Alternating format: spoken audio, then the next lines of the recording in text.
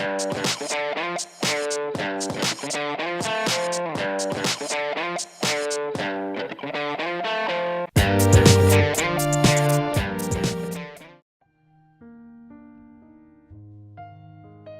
name is Mackenzie, and I am Rexton's mother. My name is Rexton. I'm 8 years old. Rexton, the type of kid he is kind of funny. Oh, 7? How do you guys know? He loves to wrestle, play basketball. First year wrestling, he medaled every tournament. The tournament before he got diagnosed, he said to me, "Mom, I'm gonna take gold this tournament." I said, "You do what you can, do your best."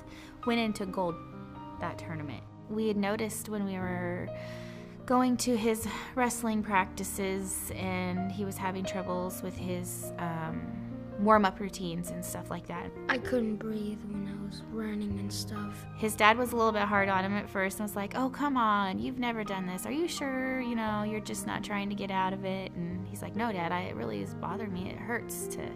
I'm breathing hard." And he's like, "Well, there's something wrong." And it was the Friday before the big state wrestling tournament.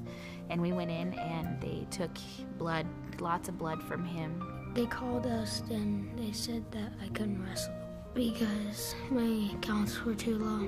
We got a call an hour later and said, "You need to get to Sacred Heart Children's ER ASAP.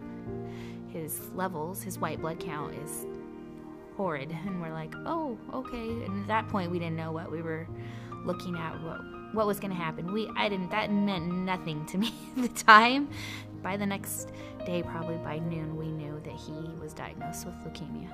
It was a lot to handle. It was hard. It took me a long time to,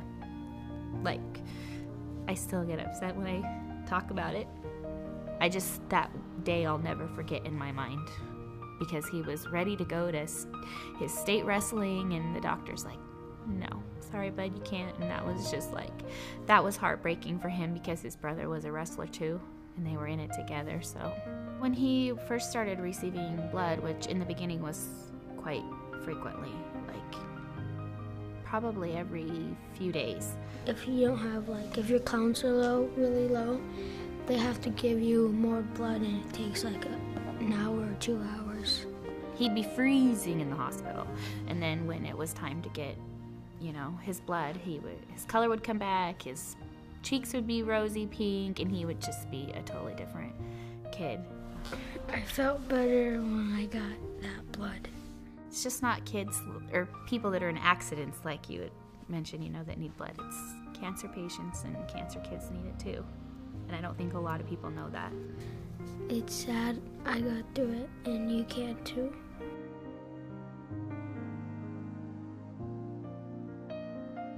Thank you for the blood. It's a good thing.